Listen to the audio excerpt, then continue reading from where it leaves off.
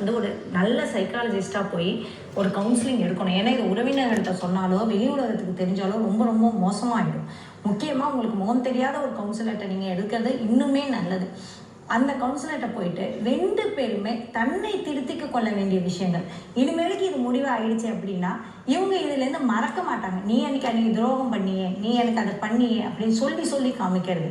அப்படிலாம் சொல்லி காமிக்காம நம்ம 2 பேருக்கும் என்ன பிரச்சனை, இதை நான் எப்படி ஒரு இன்னொருத்தர அணுக முடியும், உன்னை எப்படி சமாதானப்படுத்த முடியும், நீ நம்ம டாக்ஸிக்காக இருக்கோமா நான் மாறிக்கிறேன், நான் நார்சிஸ்டிக்காக இருக்கேன்னா நான் மாறிக்கிறேன், நான் என்ன உனக்கு பிரச்சனை நான் நாகிங்காக இருக்கேன்னா நான் மாறிக்கிறேன் அப்படின்னு சொல்கிறதும், நான் உனக்கு அக்கறை வேணுமா நான் கொடுக்குறேன், நான் உனக்கு அந்த அன்பு வேணுமா என்ன வேணும், அதை ரீபில்டிங் த ரிலேஷன்ஷிப் அப்படிம்பாங்க. அந்த ரீபில்டிங் த ரிலேஷன்ஷிப் பண்ணால் ஆக்சுவலி உண்மையை சொன்னால் உலகத்தில் இருக்க எல்லா பெண்களும் ஒன்று தான், எல்லா ஆண்களும் ஒன்று தான்.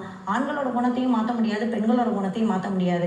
அதை சொல்லுவாங்கள்ல, இங்கே ஒரு பேயை சமாளிக்கணும், வெளியில் போனால் 1000 பேயை சமாளிக்கணும்.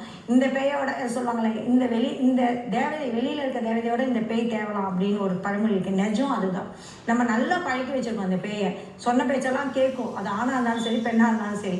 அதை விட்டுட்டு போக யாருக்கும் மனசு வராது. அப்போ இந்த சிக்கல்களை சரி செஞ்சாலே ஆண் பெண் உறவு வந்து ரொம்ப அழகாக மாறும்.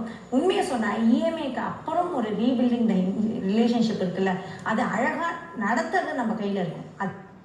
Welcome to Vietnam. With Vietnam Tour in, we'll take you on a 7-day journey to discover both.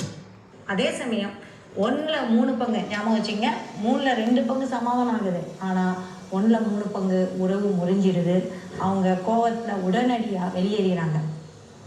அதுதான் ரொம்ப டேஞ்சர். ஸோ நம்ம இஎம்ஐ வச்சுருக்கோம், நம்ம ஒய்ஃப் வந்து கவுன்சிலிங் பண்ணால் அட்ஜஸ்ட் ஆகிடுவாங்க, நம்ம ரீபில்டிங் ரிலேஷன்ஷிப் பண்ணலாம் அப்படின்னு நினச்சி யாரும் ஏமாந்துடக்கூடாது. இதுக்கு தயாராக இருக்கவங்க முக்கியமாக குழந்தைங்களுக்காக இந்திய குடும்ப அமைப்பில் முடிவெடுப்பாங்க.